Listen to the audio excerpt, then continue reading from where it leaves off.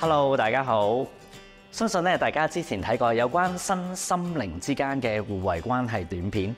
今日我哋就一齊同大家做一個十巧手嘅運動，由身體出發，以身去療心，希望大家可以達至到整全嘅身心靈健康。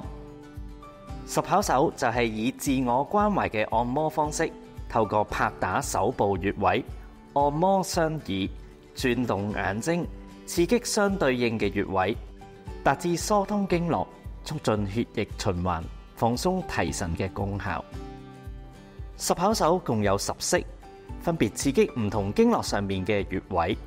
動作簡單易學，亦唔需要特別嘅器材，只需要利用雙手就可以做到，適合普羅大眾。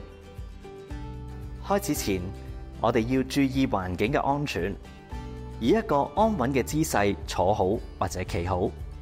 練習嘅時候，保持自然嘅呼吸，心情放鬆，用一個適中嘅力度練習就可以啦。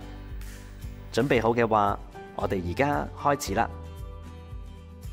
第一式，掌心向下，拇指於食指之下，雙手平衡互相拍擊36次。呢個動作可以刺激大腸經、合谷穴，有助防治面部相關嘅疾病，包括頭痛同埋預防感冒。第二式，掌心向上，雙手平衡互相拍擊外側36次。呢個動作可以刺激小腸經、後溪穴，放鬆頸部肌肉，同埋預防骨刺、骨頭退化。第三式，掌心向上，手掌相對，互相碰撞雙手手腕位置36次。呢個動作可以刺激心包經、大陵穴，主要針對心臟疾病以及舒緩胸悶同埋緊張嘅情緒。第四式，食指與大拇指展開成90度，左右手虎口位置互相交叉打擊36次。呢個動作可以刺激百邪穴，有助於改善血液循環，預防手麻、腳麻等問題，保持手部手指嘅敏銳度。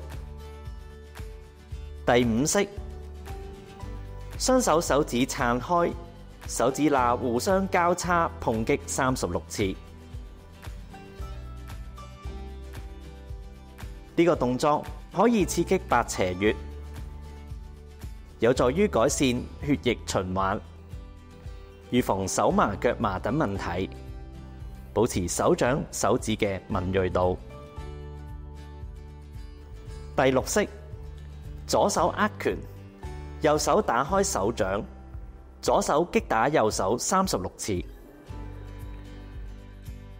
呢個動作可以刺激心經同埋心包經、勞宮穴，有助消除疲勞、提神作用。第七式，右手握拳，左手打開手掌，右手擊打左手36次。呢個動作同樣刺激心經同埋心包經、勞宮穴，有助於消除疲勞、提神嘅作用。第八式，左手掌心向下，右手掌心向上，以手背相互拍打36次。呢個動作可以刺激三焦經、陽池穴，可以調整內臟機能，預防同埋治療糖尿病。第九式，拇指同食指由上而下搓揉雙耳36次。呢個動作可以刺激耳穴，有助顏面及腦部嘅血液循環。第10式，掌心摩擦到微熱，掌心輕蓋雙眼，眼球左右轉動6次，成套動作重複6次。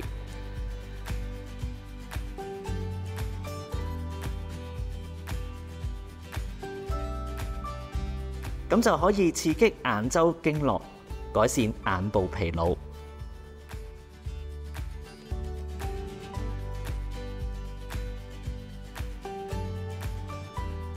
由今日開始，邀請大家每日俾幾分鐘時間自己，動一動身，透過10巧手嘅運動，照顧一下自己整全嘅身心靈健康。